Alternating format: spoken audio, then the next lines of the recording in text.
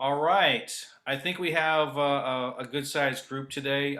We haven't been doing this every single week, but we've just got started to do this weekly show again. So, how we normally do this is we run introductions. So, what I'm going to do is I'll just call on people to kind of talk about who they are and what they do. It's kind of the network portion. And also in the chat, feel free if you want to post your contact information, your LinkedIn information and that sort of thing if you want to connect with other individuals. And I'll just start accepting people as they come in and stuff. All right, so I'll start with the person to my right, and I don't know who's right, but well, my right is Selena. And if you like to get started, Selena. Yeah. Thanks so much. My name is Selena. I run Office Mercenary, which is a group of virtual assistants. Our goal is to help business owners get back to growing their business and doing the things that they love and appreciate. And I will go ahead and drop my LinkedIn link in the chat. Feel free to connect. Awesome. And the next person I see is Andrew. It's me. Is this on? It's you. I'm Andrew Deutsch. My company is Fangled Tech. We're a strategy-first global marketing and sales consultancy. We help companies drive a true strategy before they get to play with all the fancy, shiny objects like tactical tools, websites, and otherwise, so that when they do that, they get all the value out of them. So we take them from strategy to that point and help them grow their business. And my stuff is in the chat. Awesome. So. All right, and next we have the Prince Whisperer. No, it should be the Price Whisperer. That would make more sense. Unfortunately, I only have LASIK done in one eye, so with the small text, I have to shift my eyes around. That's my excuse anyway. Yeah, so that's what we do in my company. We have a I mean, imagine if you can understand how your sales volume, revenue, and profits are all affected by your prices, and wouldn't that let you select the price that gives you the highest revenue or the highest profits? That's what we do. That's off. That's awesome. Appreciate that. Yeah. And I put my LinkedIn link to in the chat. Thank you very much. And then we have Boris. Oops. That just dropped off. We'll skip him. Scared him away. Yes. Vadim. Good afternoon, everybody. My name is Vadim Katzman. My bread and butter is business technology, primarily back office solutions. When companies move from small size to mid size, they are awfully unprepared for technological advancements that usually require it. We help to pull off such projects for them. Great, great. And my good friend Rob, that I haven't talked to in months. No, we just spoke. Didn't we just speak the other day? Seems like months. I don't know. It seems like months, exactly. What's going on? Any time away from me seems like forever. My name's Rob Bedell. I'm a business coach. I help people grow their businesses and make sure that I make people enjoy their businesses so they're not working 10, 12, 14 hours a day every day, that they can actually work a few hours a day and live a good lifestyle. Rob Bedell, and my link is in the chat. Awesome, awesome. Amin, I think we're a new recent connection, right? Is that true? Yeah, man. You just sent me a message to join this event, so thank you for that. I appreciate it.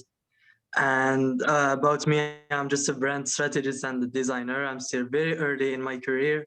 I'm trying to figure out things. I'm trying to find some clients, trying to also give value to the community by sharing some content. So that's it about me. I will put the stuff on the chat. Perfect. And I think Mike just joined us, or okay, maybe we're having some issues here. But what we'll do is I'll talk about myself a little bit. I'm Troy Hippolito. I'm the not so boring LinkedIn guy. So I deal with companies that are 250K to 25 million. We do a holistic approach, building your brand and making you a thought leader and converting those into paying clients. Um, and our guest speaker today is Calvin Hamilton. And if you would like to take that away, it would be great. Awesome. Yeah. Hey guys, my name's Calvin. I run a small marketing and brand strategy firm called Engineer Influence. We primarily work with tech, B2B, and service companies. Size, generally speaking, is anywhere between 7 to 9 figures in ARR.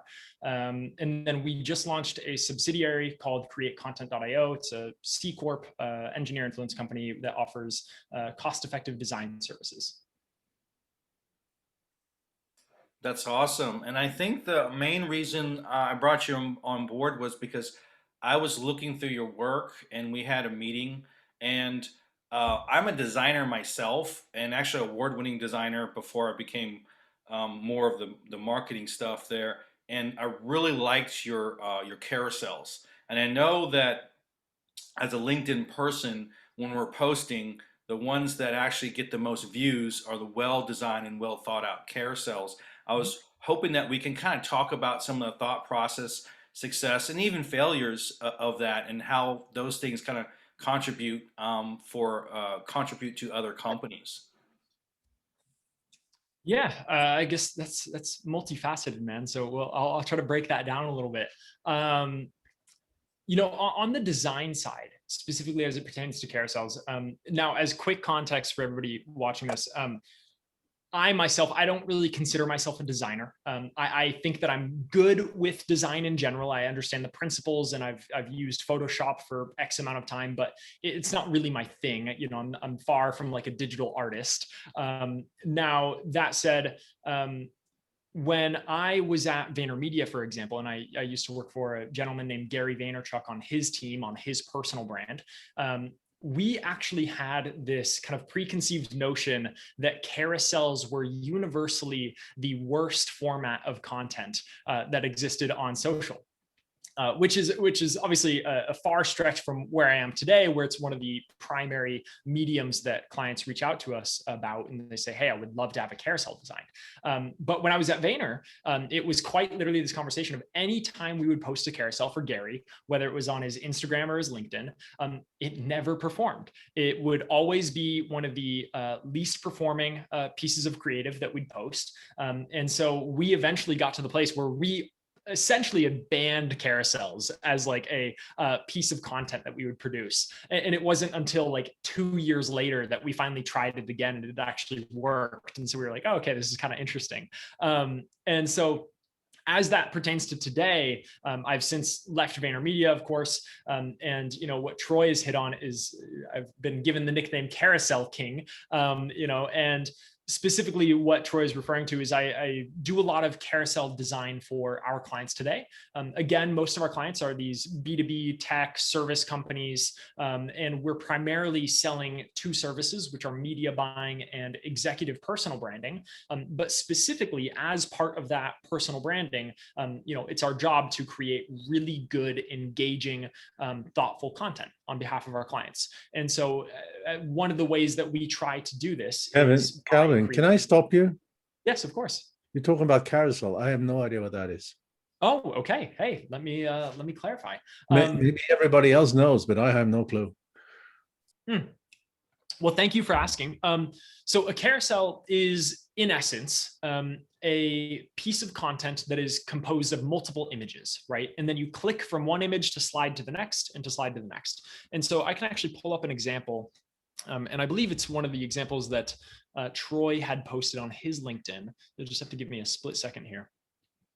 But in essence, what we found is that by posting this format of content, it's much more engaging. It gets people to not only get the depth that you would otherwise get from a video, but simultaneously get the reach that you would otherwise get from something like a text post or a piece of content that is strictly written word.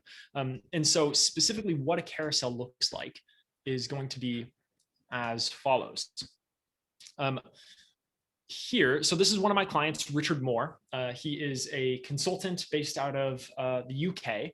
And a carousel is kind of like this, where we take a piece of content. In this case, we took a video that Richard made talking about how preemptively striking objections that your client may have during a sales pitch is a good strategy to avoid those objections entirely, and in turn close more sales. And we took that video and broke it down into this carousel here that includes multiple slides.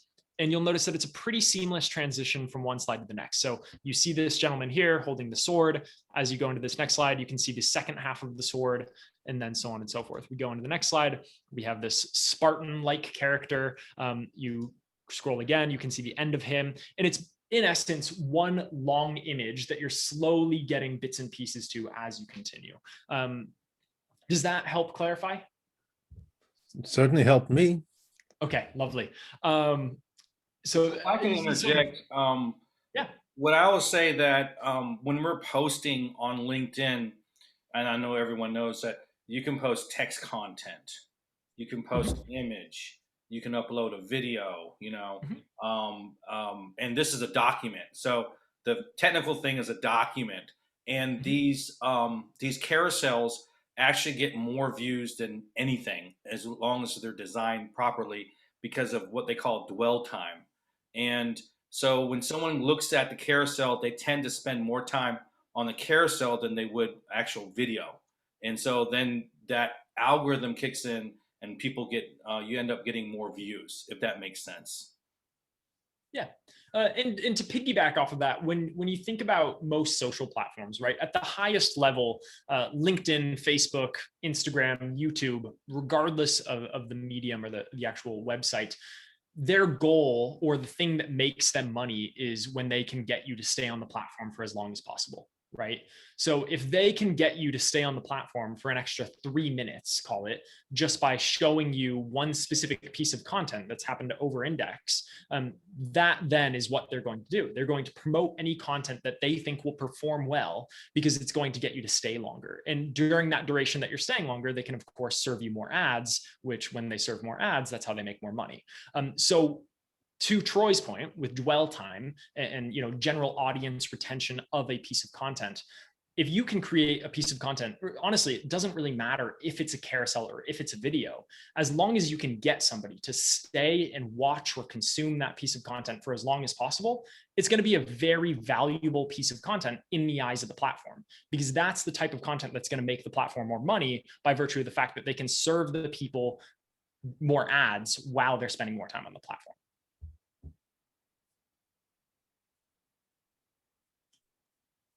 So I have a few questions for you, Calvin, if that's okay, unless you had some more to say. No, of course. Yeah. So when you started designing these carousels for Gary Vaynerchuk, is there a certain formula or thought process you put together in order to get the carousel to flow properly? Because one thing I see is that a lot of people are posting documents and they just don't look good. And sometimes it's okay if it's a technical document you want them to download, but if it's some bit of information that you really want to get across visually to impact it, it's different than a downloadable item. So, what's your methods when producing that? Like if you're dealing with the client, and what are the options, and then if we wanted to reproduce, of course, it's easier for me to hire you to do it, but just understanding the mechanics behind it would be good.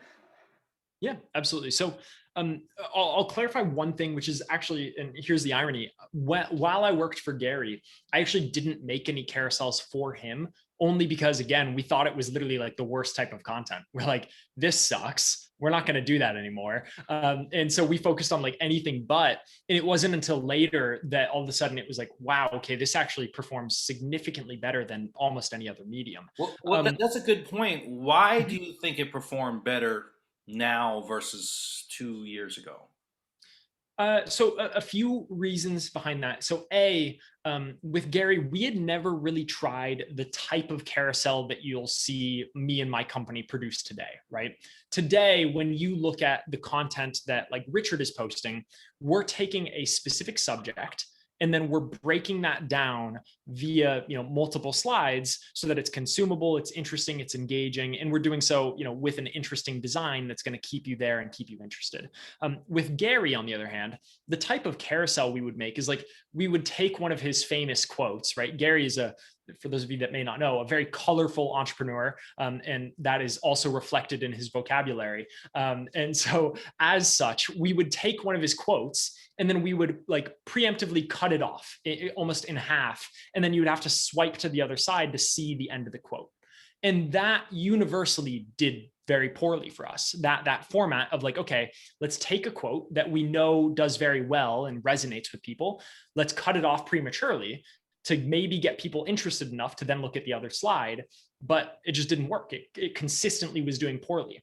So it wasn't until, call it a year or two later, to your point, that all of a sudden we explored with, okay, what if we just take a much larger subject, right? Whether that's understanding how to generate new leads via LinkedIn or how to approach a certain sales process. And let's break that down kind of like how you would in a presentation or a deck, but we'll keep the same style or the same graphical components of our traditional carousels, like what we did for Gary before. And all of a sudden, that's where we found some like magic, right? Because, and here's, if you guys really want to write down like the technical side of things, this is like the tips and tricks, if you will. As we approach carousels, generally speaking, what we're trying to do is we create a title that we think is going to stop you, right? Whether that is, okay, we want you to learn how to generate more sales and leads, right? Most people at any point in time want to generate more sales and leads. So that's going to get them to stop. Like, okay, let me listen to what this person has to say. Then following that, on the second slide of our carousel, we almost always include some sort of interesting statement, fact, or question that helps you understand the problem or hurdle that people are trying to get over when solving this specific thing, right? So if we're talking about how to generate more sales or leads, perhaps the second slide says something like, 82% of entrepreneurs on LinkedIn do blah, blah, blah, blah, blah. And then all of a sudden people are like, oh, okay, that's kind of interesting. I understand the problem now, right? The third slide, once we have this person's attention, because not only are they interested in the subject at large, which is what the title is there for, they're also interested in the problem specifically as it pertains to that second slide. We go more into the weeds in that third slide generally. So in our third slide of most of our carousels, you'll see that we talk about the very specific details that pertain to how you can either improve your sales method per se, or how you can fix this specific problem. That is where you're going to have a much more text heavy slide, because at this point we have retained this person up to that third slide and we know that they're going to continue to read. So we can afford to show them a bunch of content up front, and then that's where you're really driving a lot of the value, quote unquote. This fourth slide, of course, we just showed this person a lot of text. People don't go onto social media because they want to read a book. So instead, what we do is we then use this fourth slide as an opportunity to break it up, to provide some more space, so to speak. And so as such, we really don't put much text on it. We kind of put a key takeaway perhaps, or a specific statement or phrase, or again, a question that is then going to lead into this fifth slide, making it very consumable. They then go to this fifth slide, which is typically where we'll wrap things up with some sort of call to action, or we'll go even deeper if necessary, given the subject. It really depends on the level of complexity and detail that you're dealing with, but that's kind of how we think about it. And then from there, it's kind of rinse and repeat, right? You're really trying to find this balance and this cadence between how do we give this person a lot of information and value, quote unquote, without deterring them because it's too much and now it's just boring and it feels like they're reading some sort of article or script. And then at the end, we usually finish with some sort of call to action that says, hey, if you want to learn more about this specific thing that we're talking about in this carousel, comment down below saying, send me the guide, and then we'll follow up with a separate PDF in their LinkedIn messages, which they've then asked for, right? So we have permission to reach out to this person. And then you have basically a lead right there because you know that this person is interested in the things that you're talking about. And not only are they interested, they want to learn more about it. And when the information is coming from you specifically, let alone on a one-on-one basis, as it would in LinkedIn messages, you're then positioning yourself as the thought leader, as the person that understands this subject very well. So if this person then goes on and they decide, hey, I really need to hire somebody to help me with this, who are they going to think of? They're going to think of you because your name's on the guide that you just sent them. That is the thing that they're reflecting on as they're figuring out, like, okay, hold on, I have more issues than I thought I did. So you're actually kind of building a relationship from the step-by-step process of this Mhm. carousel and that call to action. For example, if it's a guide or something, that guide is going to be sent to them very directly and specifically through a LinkedIn channel or whatever channel, Yeah. and that guide is evergreen Mhm. because they'll usually keep it around to actually use to or potentially use to implement. So it almost sounds like if like when I say what a LinkedIn message is, I have a famous quote. I said a LinkedIn message is like if a text had a baby with an email, so that's my saying. So a Yeah. carousel is almost like if a PowerPoint had a relationship with a great design, you know. Yeah. Basically, Like right. if an image had a yeah, if image was melded with maybe a PowerPoint, because it's much simpler than a PowerPoint, but it's very specific on the thought process. It seems whether it's four Mhm. or five slides, you're stopping them, and correct me if I'm wrong. You're stopping them, providing them a bit of information to make them say, "Huh," and move on. The third is to provide additional information or to keep them moving. And that last slide is to kind of close it up in order to potentially erect that call to action. Would that be right? Mhm. Yeah, basically.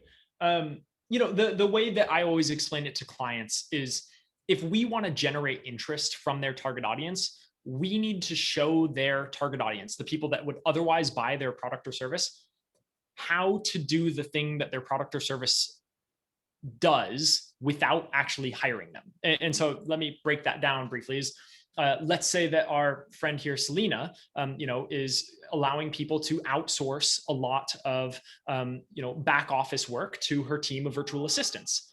She very well may want to create a piece of content that's going to show you, hey, if you don't want to hire me, right, to do this stuff for you, I'm going to show you how you can do it yourself. This is how you can find a virtual assistant, how you can go through the vetting process and make sure that they actually have good chemistry with you and with your company.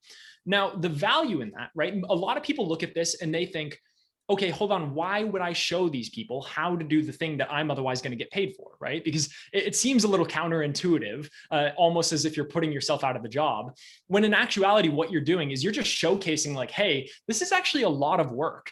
If you want to find a virtual assistant that's going to do a good job, you're going to have to hold 30 interviews and you're going to have to know what platforms to source these things from. And there's a lot of these little technicalities that people don't really think of, right? So when they think of Selena's work, they're like, oh, how hard could finding a virtual assistant be? And then once Selena shows them what that process is like, it's like, okay, hold on, I didn't get that the first time around. Like, let me just hire you, take this off of my plate, because clearly you're going to do a better job than I will.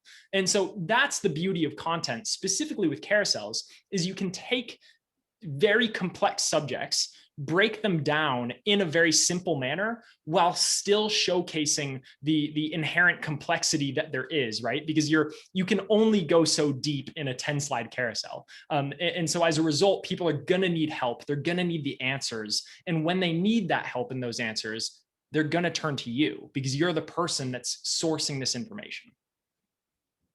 So a lot of that's just balancing out design with content appropriately and Mhm. bringing that story along. Yeah. Yeah, how do you find that balance? I guess that's a kind of an obtuse question. My apologies. It it is, but here's the thing: is that it's an inherently obtuse subject, right? Like it's very difficult. Like, how do you find balance in anything? Right. To Rob's point with his company, right? He's trying to help people find balance between their work and their life. And that is a very difficult thing to do because it really depends on a case per case basis, right? So a very valuable piece of content for Rob would be to talk about how you yourself can measure these things and figure out what that chemistry looks like for, to figure out, okay, what position do I need to put myself in so that then I can only spend, maybe for me, the perfect amount of time to spend working is 8 hours a day. but maybe for somebody else, they actually would love to do 12, but they're stuck at 16. And so when it comes to balance of anything, it is almost always going to be subjective depending on what you're doing. Now, that said, with content and how I perceive balance, it is undoubtedly influenced by my time at VaynerMedia, where I got like this 2-year crash course of just like, hey, you're going to have to work 16 hours a day while you're here. So you might as well learn everything. And then that was what I had to go through. I worked crazy hard. I burnt out really hard. And then, after the fact, I kind of realized like, okay, I really understand this stuff. Now I can try to make it a little bit simpler and then, productize that service, if you will, for other people. Yeah, I would imagine that if you take on a client, you just have to know who their prospects are. Because usually when I post content, I don't try to post content that's important to me. I try to post it what's important to the audience, or at least what I perceive, the best of my ability to do that. And so maybe that will help with some of the complexity. Whenever I did work and I didn't go by my guts, whether it is take this client on or to do that or make this decision, I I kind of burned and crashed. And so there are certain things that are not necessarily intuitive, but you have I imagine after you get to know the client, you get a feeling for, yeah, this is more appropriate. You might not hit it on the nail every single time, but the more you work with that client, the more you get closer to that target of the appropriate weight of some of the content and stuff. Yeah, and when it comes to like taking on the right client, in my experience, like for me, obviously there's the main things, right? Like, okay, can this person afford to hire me, right? That's the immediate question. That's barrier to entry. And then there's the other stuff, which is like, is this person going to be fun to work with? If I like, quite literally, I kid you not, if I get on a call with somebody and I'm just getting the sense like, oh my God, this person's going to be a pain in the ass, there's no way Wait I'm a then minute, I going to thought like, that was you thought about me, because when you were talking, I was drilling you for information, because I'm well, very systematic. so here's the difference, right?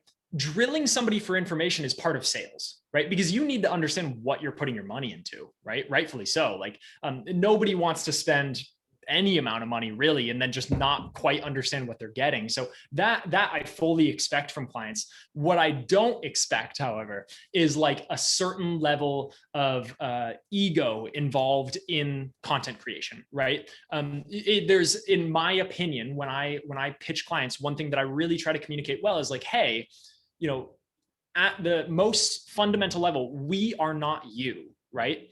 I could never become the price whisperer, even if I wanted to. It can't happen because Or I the am Prince inherently Whisperer, as I told him. not quite, but it can't happen, and there's no way that I could ever communicate exactly how he would communicate.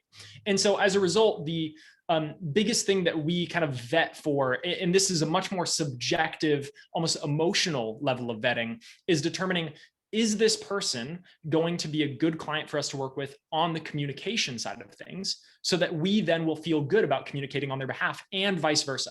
It really has to work both ways, because if you don't feel comfortable communicating with that or on their behalf, then you're just going to be a really bad agency or service provider. And if they don't feel comfortable communicating with you or how you're communicating on their behalf, then in turn, they're not going to be happy. And it's really just going to bleed into a terrible relationship. And so that's like the most important thing for me, and that I would suggest anybody look into. But your carousel service is not really designed for a 7 to 9 figure.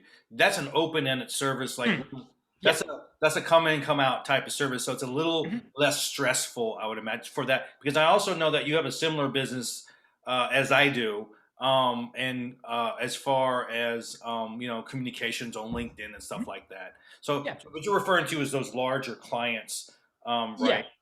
Because I looked at the pricing, it's super affordable. It's like, I don't know what I don't remember what it was, but I knew it was affordable. I'm like, okay, yeah, that sounds about right. No, matter of fact, it sounds really good, because I would calculate how long would it take me to do this, Mhm. and so it really comes down to like for me it was like $5 an hour I calculated or something like that because Yeah, well you guys probably pumping them out a lot faster, but I can't I couldn't even move that. I don't do it 50 hours a week. You know what I mean? And I'm of not even course. that good anymore. So if you have a team that's already good at storytelling and Mhm. then and knows the client well enough and can produce those images and those carousels right on the mark at first, it's just a big time saver. Yeah, and the to hit on that, like we're more than transparent with our pricing and the service that you receive on the carousel side of things for createcontent.io. With that company, and maybe Selena will appreciate this. Ultimately, what we've done is we took our in-house team here in the US, right? So we're still responsible for all strategy and operations because that's how we can do things like quality assurance. But the actual designs are being executed by a team in the Philippines that we hired. So we currently have 2 full-time designers in the Philippines solely dedicated to creating these carousels amongst a few other small projects. But the fact of the matter is we found these highly capable designers, and like to give you guys raw numbers because that's usually a bit more interesting, is like I hired a graphic designer with 10 years of agency experience, previously worked for an agency in Dubai. He has Netflix and Virgin Mobile and Porsche and McDonald's in his portfolio, right? And it's incredible, very talented individual. The cost for me to have him on board full-time 40 hours a week is $850 a month. And that's the most incredible labor arbitrage ever. So Selena, feel free to clip this and use it as a plug. But nonetheless, we were able to find these highly talented individuals and then to get the quality assurance and make sure that the customers are going to be very happy with our copywriting and the strategy that we use. That's why we do it in-house here in the US, so that we can actually make sure that we're communicating properly and stuff of that sort. But even then, the price for the total carousel, is like it's as cheap as $50 per. And these carousels, when I do them myself, for example, and I consider myself to be pretty quick with the turnaround time, it usually takes me about 4 or 5 hours. And so when you think about 4 or 5 hours into a single piece of content from somebody that has done this multiple times over, yeah, it gets to be time consuming very quickly. So to then offer that for as cheap as $50 to get like, New York City agency level content at $50 a piece, it was like, when we figured out that we could actually make this work unit economics wise, it was like, it would almost seem stupid not to offer it. Well, it seems like you should have charged some more money. So, So, the funny thing is the carousel pricing started at $350. So as obviously it's an extremely significant decrease. We started at 350. We actually, and I can't name names for obvious reasons, but we have a client right now that pays us 500 per. And so it started much, much higher because we had our designers here in New York working on it. We had our strategy here. And so it's inherently more expensive to produce. So for $500 per, which they're doing 1 per week. So it's 2,000 a month. That was a good deal. It's like, cool, we get an agency in New York City to work on this content and it's cost effective. Like $500 is not a big deal. Versus now being able to offer it for as cheap as $50 is like, it's almost mind blowing that you can actually cut your cost by 90%. so they're so efficient. It probably wouldn't. Does it take them 5 hours also to do it if they're like if that's what they're doing, or this is the So masters at that right now? So I don't know what other levels of efficiency in there that there is.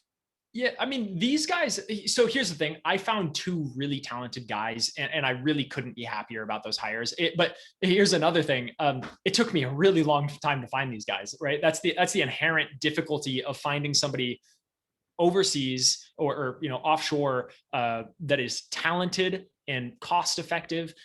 That takes a lot of So time and the vetting. last part you forgot to mention is reliable. Oh yeah, absolutely. Reliability is a huge thing for anything overseas. That they could be great in the middle of the project or whatever it is. I'm referring to larger projects, but Mhm. even these carousels, like if you go to like Fiverr or something like that, and you get these guys that they produce 50 images for X amount of dollars or whatever, and then all Mhm. of a sudden you become a little dependent on them, and they say, "Well, I need this other batch out and this other batch out." Is, well, I have a vacation for a month, and what's going to happen, you know? Yeah, absolutely. And so that's one thing, right? It was like part of the USP with the service is like you could absolutely, if you wanted to, do two things. You could try to find a very talented designer overseas or on Fiverr that is going to execute the same level of design for even cheaper than we're offering it. And here's the thing, I think it would be really difficult to find somebody that's capable of competing with a lot of the prices that we offer. But nonetheless, you could very well go through it, and there are sources that exist, right? Like I found my designer somewhere. They didn't like pop out of nowhere. So like you could certainly take that approach, but then you're going to run into the issue that I ran into, which was conducting 30 interviews at odd hours of the night because these people are in the Philippines, and it was a lot of work. So yeah, there's a lot that goes into it, and really the idea behind this company, as well as everything that I'm really trying to work towards doing, is figuring out how you can democratize certain levels of marketing. Like, here's to tell you the truth, I inherently don't really like most marketers. And the reason why is because I've found that in my experience, most marketers are willing to take any product or service that is willing to pay enough money, and then they'll, make it look fancy, and they'll start selling it online. And there's just a piece of me that like kind of shrivels up and doesn't feel right about that. Like, I would much rather see the best products win, not the most mediocre products with the largest budgets win. And so if we can get to a place where the people with the best products, even if they don't have the best budgets, can compete with the people that have the best budgets because there are more cost-effective marketing solutions out there, that's a really good place to be. And so with like engineer influence, for example, most of our clients fall in that 7 to 9 figure range for ARR. But the thing is, like, we're not a super expensive agency, at least not for New York standards. Our typical engagement might range from anywhere between 2.5 to like 10,000 a month in terms of monthly recurring revenue from any specific client. And while that's not cheap by any means, it's like when you compare it to what you'd get elsewhere at this level in New York City, like there are literally agencies, and obviously I won't name names, but there are agencies that almost have like a copy and paste version of our service, except mark it up 4x, and then that's what they're selling. And that is like, Well, a it's lot of times mind-boggling to me those that exists. agencies in not even in New York, LA, and even in Mhm. Chicago, I spent some time over there as well. Um, uh, a lot of the work that's copy and paste what you're doing.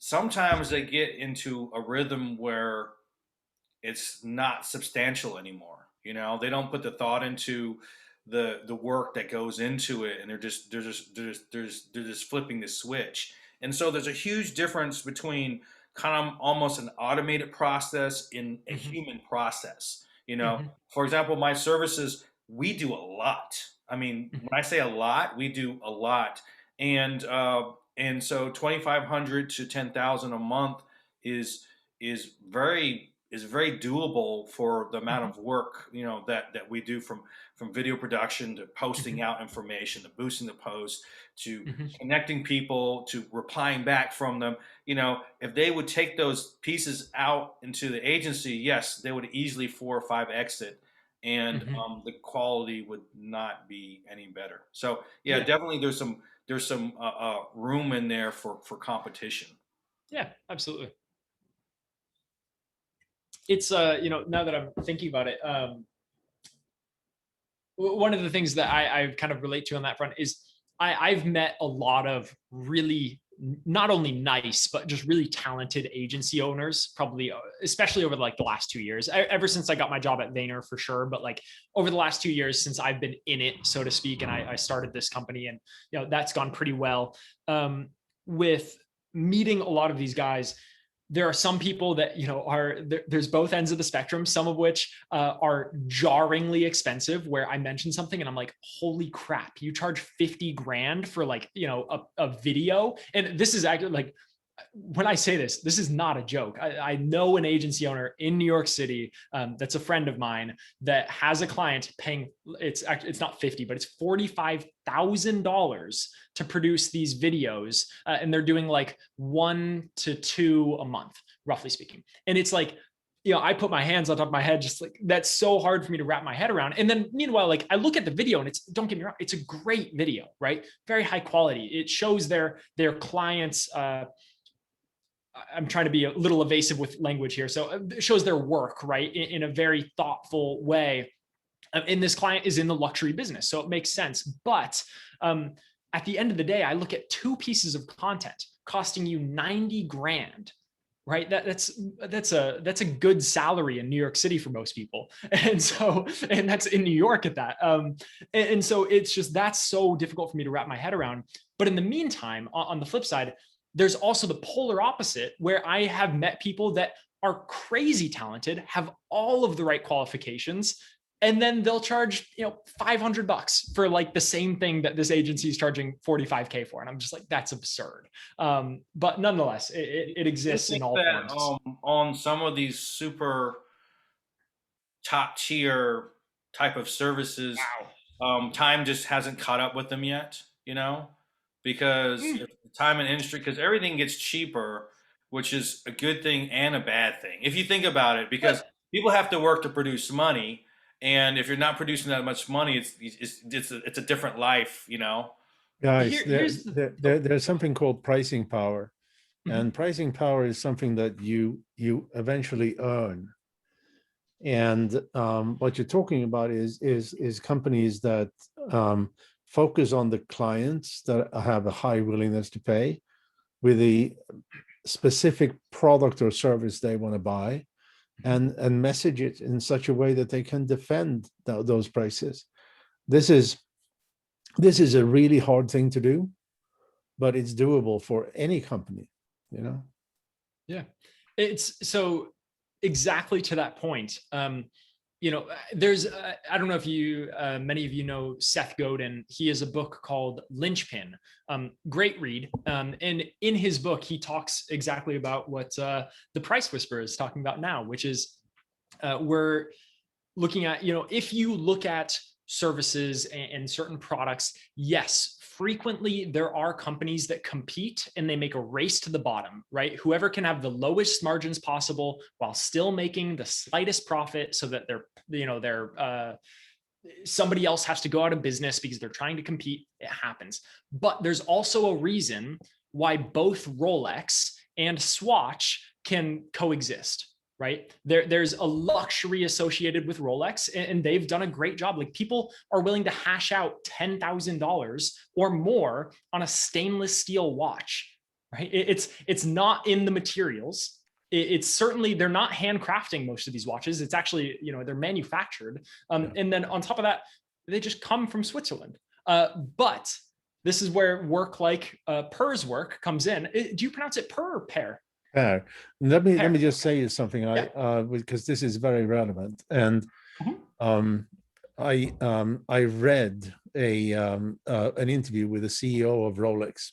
This was several years ago, and the interviewer said, "Can you tell me the state of the Swiss watch industry?" To which the CEO answered, "I don't know. We are not in the watch industry." I love that. It's very true. Yeah, exactly. So just like Red Bull are not in the sugary drinks business, Yeah. It's, to that point, I think there's always and perhaps it's a more cliche example, which is the price on something is what somebody's willing to pay for it. And what determines what they're willing to pay for it is ultimately the value that it brings them, right? But not all value has to be monetary value. You don't have to provide some sort of product that then is going to make this person 2x their money in 5 years. That doesn't have to be the relationship. Rolex being an example, it's a symbol and status of luxury. It's the lifestyle associated. It is for the watch connoisseur that might not be as involved into watches as perhaps somebody that buys a Patek Philippe, but nevertheless, there is this element of detail associated in luxury that's the value, and it's completely subjective. There's no inherent hard money value attached to it, aside from that it makes me feel cool. and that's good. Like if that's good enough to get somebody to buy a $10,000 watch, I don't know what is. Well, it's a level of exclusivity. You know what I'm Mhm. saying? Yeah. That not everyone can afford that, and it is a nice watch. I even seen some high end, what do they call clones or replicas of them that cost Mhm. thousands of dollars. This is a replica of a Rolex that's thousands, multiple of thousands of dollars to get the replica. And so, yeah, they're super high in demand. So you can get how many of those other watches for 1,000? You said that what was Oh, that other brand? Swatch. Swatch. Swatch is How it's many another Swatches Swiss can you watch get company. for $2,000? You know. Oh, plenty. But I also come from I have a funnier viewpoint on this because I live in downtown Manhattan, and if I quite literally go down the street, sorry, I'm getting a phone call. Let me ignore that. But if I quite literally go down the street like 2 or 3 blocks and then turn a left, so that I'll be at Broadway and Canal, there are a bunch of these guys standing out there with these mats on the ground, and they're selling fake Louis Vuitton, fake Gucci, and fake Rolexes. And the craziest thing is, to me, I kind of walk by it. I'm like, oh, it doesn't really feel of interest. The amount of people that actually pay for this stuff and that go up and they're buying it, and it's not just like a one-off thing. Like I've seen sometimes the same person come back, and they'll buy something else. And this person is wearing. They have a whole bootleg wardrobe. Oh, absolutely. This person is wearing all Gucci or Louis Vuitton, or they have this really fancy looking belt or nice watch or glasses or whatever. And in the meantime, they're also standing here buying a piece of merchandise that they know is fake and that they're going to buy for X amount of money. But it's because they're wearing Gauchi, not Gucci. Yeah, exactly. And I know that corner you're talking about. Yep. It's iconic. No. Well, I can tell you that I haven't had a girlfriend for a while, but my last girlfriend, I bought her a fake purse. And I said, baby, this is fake. She says, I love it. she's loving it. You know what I mean? Because even the fake stuff is kind of nice, So yeah, I mean, the irony is, like, if you were to probably look at cost of production of the fake stuff versus the real stuff, I think most people would be surprised by how close it is in terms of the margins these guys are looking at. Like inherently, the real stuff might use like a nicer leather or a nicer cut of metal, whatever the case is. At the end of the day, the margin or the cost of manufacturing, the cost of the goods, right, is probably close enough to the point where if people were to look at it in the same way that an iPhone, it costs Apple $200 to make. Yet I'm sitting here and I'm being one of the mindless consumers that goes ahead and buys it for $1,000. They made a 5x return on that purchase. That's absurd. And so it's a lot less about the material nowadays as it is just like what it means. Apple has become this symbol of luxury that a lot of people don't even look at as a symbol of luxury in many ways, because it's the level of convenience that you get from having an iPhone. This simple things of that. If I want to have a group chat with me and 3 friends, but then one of those friends happens to have a Samsung, and so he can't be in that group chat on iMessage. It's like those silly things that Apple has implemented. Yeah, you just gotta get rid of that guy, right? But it's very intentional. It creates like this awkward social moment where like, oh, you don't have an iPhone, so you can't join our chat. So, okay, we'll move this one off to call it WhatsApp or another platform, and then all of a sudden it can happen. And so like, companies are very, very like, they don't do this accidentally. It's an intentional practice of how do we make people feel left out by not having our thing. You want to be in the walled garden. Yeah. Per, you sent a link there for some relevant articles. What's that all about? Well, it's about all how we make buying decisions and how the decision landscape is affecting what we're willing to pay, and how you as a seller can affect that decision landscape, which is exactly what these luxury goods manufacturers are really good at, because they're not selling a product, they're selling an image. selling a So, lifestyle. yeah, exactly. Yeah. You know, there's also something funny that I'll touch on, and perhaps this is something that Amin can relate to as he looks at, the creative field. Is once you get into the luxury space, it's very ironic in that when you're dealing with luxury products, more often than not, you try to make the design and the user interface almost as like tricky to navigate as possible when it comes to purchasing that thing.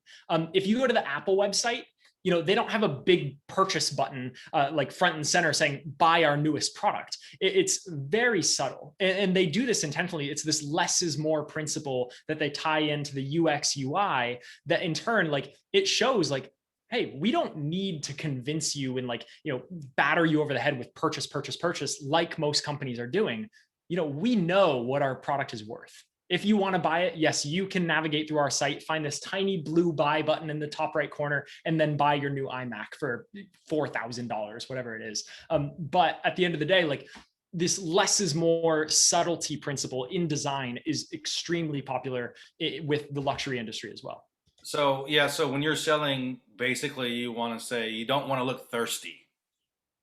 Yeah, 100%. Yeah. It's never like, it is not attractive to anybody to be like, to seem desperate for sales or for money. Like, that is such a quick way to get somebody to be like, okay, this doesn't feel right.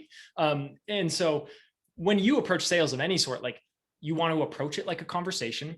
More often than not, if you can, like, if everybody did their sales perfectly, right, and they could get themselves to the place where they don't even have to mention like, oh, by the way, do you want to buy this? Or, hey, let me pitch you on this thing. But instead you just talk about what you do. And then they reach out to you. They're like, hey, let me buy this. In the same fashion as how you go to the Rolex website, you can't buy a Daytona if you wanted to.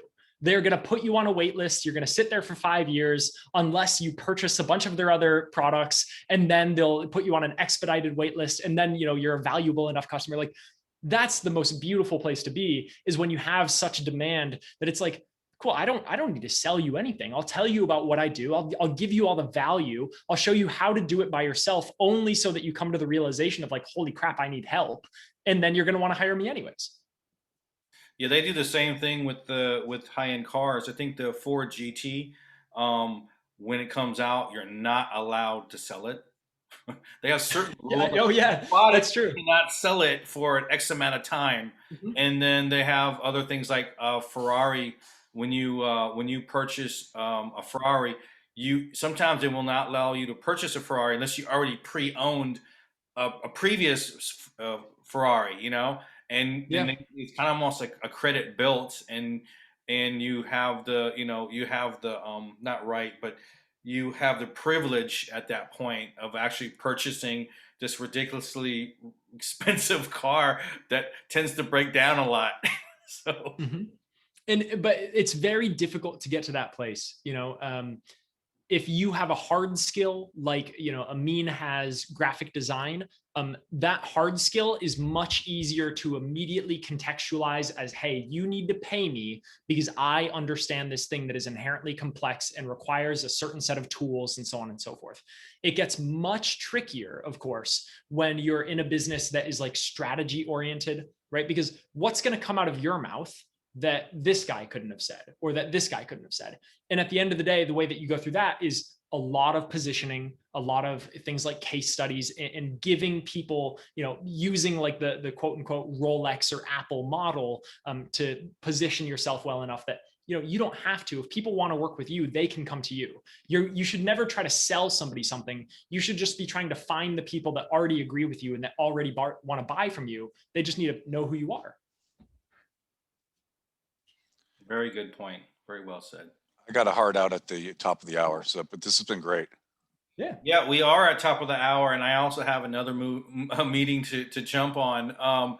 But one person that did not speak because he had some internet problems was Boris.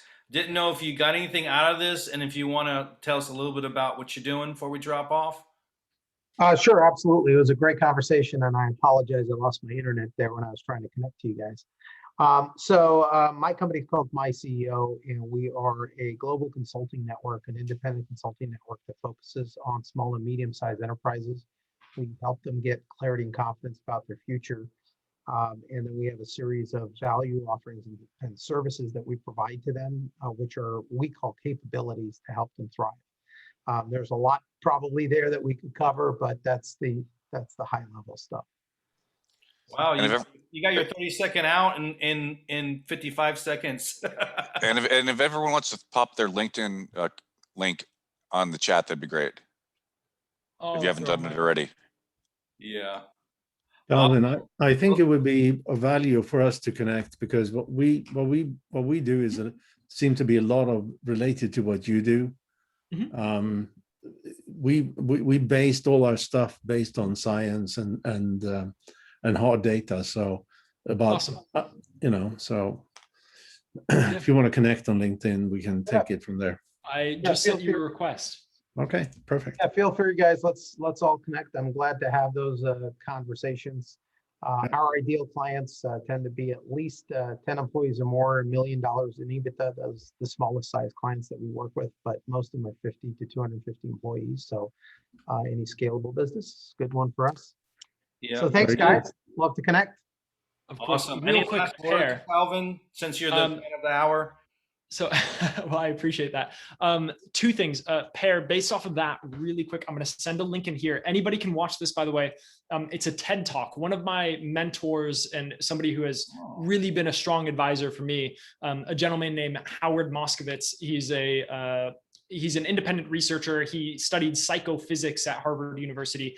Probably the smartest guy I know. And he's taught me so much. He has a company called MindCart, previously called Mind Genomics, and they do preference analysis, which is ultimately independent research that shows what you like that you don't even know that you like. And it's very data oriented, a lot of fun stuff. So if you guys watch that TED Talk, it's pretty cool. It's Malcolm Gladwell talking about Howard's work, which is awesome. But outside of that, I appreciate your time, and hopefully I didn't talk all your ears off. I hope you guys have a great day. It was Awesome. very All right. valuable. Take care, everybody. Yeah, awesome. Thanks a lot, everyone. Bye.